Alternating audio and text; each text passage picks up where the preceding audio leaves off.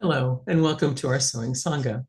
You'll find a series of videos here on how to make a rakusu in the Soto Zen tradition, and more specifically in the tradition of Upaya Zen Center and Roshi Joan Halifax's lineage. We'll go through each step in detail to help you create your own rakusu. You might want to like the video and subscribe to the channel so you can find it again easily, and click on the notification bell so you'll learn when new videos are posted. If you have any questions or comments, please post them in the comments section and we'll do our best to answer them.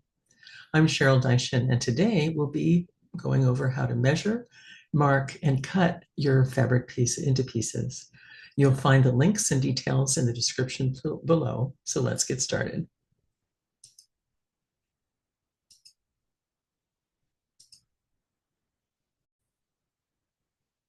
All right, there we go. So cutting the pieces or cutting the strips is a really great feeling because then you know that you're on your road to construct and sew the rakusu itself. So what we'll be doing is we want to go over the basics here about fabric and layout and marking. So with the fabric, you're looking for 100% cotton quilting fabric and a tight weave. Width is measured in selvage to selvage, and you'll want 44 to 45 inches wide. And that's important to note because fabrics can be in a variety of different widths. So you want to confirm that you have that 44 inches or 45 inches wide because it's the easiest to work with. You'll need 5/8 of the yard at least to make the rakusu itself. And if you'd like to make a rakusu plus the envelope, you'll want a yard and an eighth. So wash and iron the fabric before beginning. And I'll go over the layout guide, and it's just a measuring guide that you can use to be sure that you can measure your fabric and mark it with the minimum of waste so that you'll be utilizing the entire piece of fabric, both for expense and for, really having that kind of zero waste life that we all strive for. So I'll go through the specifics of that as well. Now the pattern I'll show you is different from in the Jakai book, but I'll be linking to the PDF of the pattern, the measuring guide that I'm using, but you can select the guide that you like best or what you feel that will be the most helpful for you. So I'll also talk a little bit here about marking the fabric. So whoops. Here we go. So let's move over to the downward facing camera and look at those details specifically. Oh, so, all right. So taking a look at fabric, the tight woven edge here is the selvage edge. So again, your selvage to selvage is where the machine was hanging onto the fabric and attached to the weaving machine to create the fabric. And so when you're looking at the width, again, you'll look for 44 to 45 inches wide and that tight weave. So to be sure that you have a tight weave, so you have a good straight of grain in both directions, you just give it a little tug this way from selvage to selvage edge. And you'll notice there's very little give. And this way as well, and about the same, not a lot of give there. So that way you can be confident that when you cut the pieces, you're going to be right on the straight of grain or the woven threads. You'll be disrupting them as little as possible, if you will, and that way you'll have a nice straight flat fabric. If you pull this direction, you'll see you have the bias grain, and it gives a lot of stretch. So if you do get wonky on your measuring and your marking and cutting, you're going to have a bit of a bias there, a little bit of stretch. And that can make your pieces not want to lay flat and be a little bit less comfortable, especially like the straps that go around, the strap that goes around your neck. So you want to make sure that you cut them nice and straight, and that's in sewing terms called straight of grain. Now, with looking at how to mark a black fabric, that's a challenge because obviously black is difficult to see any other color on. But a couple of different ways that you can do this is to use a white colored pencil. And it's really very practical. You probably already have one in your stationery supplies. So when you take a little ruler and go, oops, You're going to mark straight across, have a pencil sharpener, if you may have noticed the tip of that kind of broke a little bit. And so just simply marking with the ruler right on that fabric will work just fine. And the other thing that you can use is a tailor's chalk. And there are different kinds of tailor's chalks. This one is made of wax, so that when you iron the fabric, the mark that is left behind will actually evaporate and go away. And that's really nice, especially when marking the front of the little strips to make sure that they don't show when the rakusu is finished. But that's another one that you just simply mark along here, and you have a nice mark to guide your cutting. A chalk, tailor's chalk, can come in a variety of colors, and yellow actually works pretty well. So you can draw a nice line with the yellow, and you can see it's hardly any different. Both of these things you can sharpen with a penknife. That way you can have a nice sharp line. And actually a very practical thing, and if this is kind of the grandma solution, is to use a sliver of soap. So this is about the size that you're about ready to get this nice and wet, and the new bar of soap wet, and push them together, right? So you have a frugal waste not, whatnot. But with the soap, and again, you could actually sharpen that with a penknife if it's too dull. Then you get a nice line, and it works very well. So if you have a sliver of soap, you don't need to purchase anything else, which is great.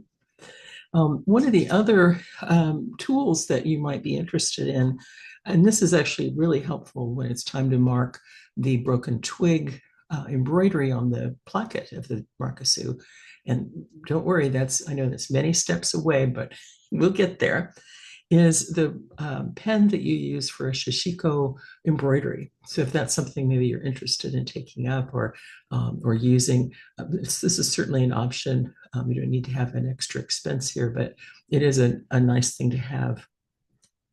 And it's a liquid chalk, and I always kind of have to clean the edges a little bit. And it lays down a liquid chalk bead, and you want to keep the pen straight up and down, go over it a couple times. And when you can use this to make little dots, to measure your marks, your seam increments. And you'll notice it hardly shows right now, but by the end of the video, I'll come back to this one, and you'll see it appears. It just takes a while for it to kind of come into its own here. And actually you can see that on this little guy. These little dots and little smiley face are from Shishiko pen that to illustrate how you see the little dots are kind of coming out again. So those are it's very handy to have for any with again with these for the Shishiko pen, because it's used as a stencil when you're marking the front of your fabric and then sewing with the white thread. When you iron that or lightly touch it with an iron, the hot iron will evaporate that wax, and it will be invisible. So, and you can write messages to secret messages. So let's go back to our measuring and how we're going to be measuring this fabric. So when you take a look at using the fabric, the layout guide, this is not to be used as a pattern. It's a measuring guide only. Don't think that you need to expand print it on a large piece of paper and use it as a paper pattern the way you would a garment. It's simply to show you what the size is. And so you'll measure with a ruler and mark that, and then cut out each piece. And you want to label each piece. Now this layout guide is different from the Jukai book. So select the guide that you like best. My idea for these measurements, I kind of researched some other Zen centers that used this type of layout and did some of the math myself because I really am interested in that kind of zero waste life, to be sure that we don't have waste and scraps, too many scraps. Oh, I love scraps because it's fun to add those to maybe some embroidery or different types of slow stitching. And this is what the layout guide looks like. Now you'll have a link to a PDF that you can print, or you can simply view that on your phone or your iPad or the computer as you do your cutting. So when you lay out the fabric, then you'll be able to measure the different strips and then be able to cut those out. And this is the cutting out then is also about taking a look at using a rotary cutter as one idea. And that would be, you'd need to use a self-healing mat. And it makes very straight cuts. It's ideal for the smaller pieces, but it can be tricky to use correctly. Fabric shears, have a good quality pair that are very sharp, and be sure that the fabric is on a flat surface with nothing underneath. Cut the length of the shears rather than making small, make a nice long cut and make sure it's very straight and crisp. So, label each piece. You can either mark them with a white color pencil or use a Post-it note or a slip of paper and pin each one in place. And this is what it'll look like at the end.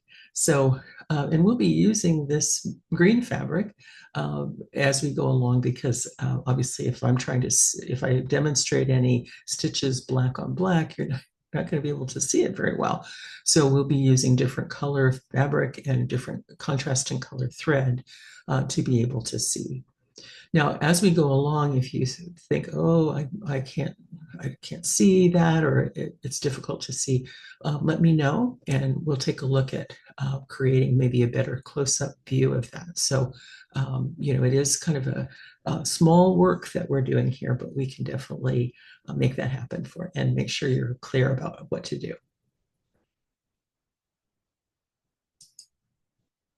All right. So, oh, look, we can see that the color, the wax itself, or the wax here from that one pen is showing up now better. So it does take time for it to develop.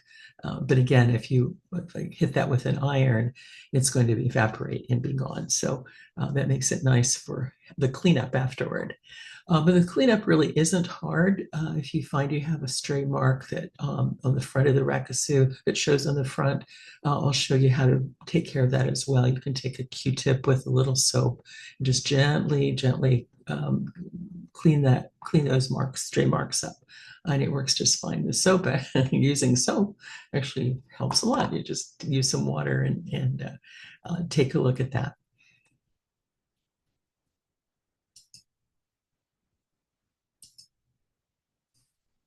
All right, so hopefully that was clear. And again, if you have questions, be sure that you put your questions or comments in the comment section. If you have any doubts or are a little scared about making those first cuts, don't worry, we're with you all the way. You can email me at sewingsangha@gmail.com. And I'm actually very happy to get on a one-on-one Zoom call with you if you need help with how to do those. So don't be scared. Make those cuts, and then the having the pieces cut is a real milestone, and we can start sewing shortly thereafter. So we'll get to the fun part soon. So thanks for listening. Again, if you want to like and subscribe to the channel and hit the notification bell, you'll learn about new content because we'll have many more videos to show each step of the way. So take care, and I'll see you in the next one.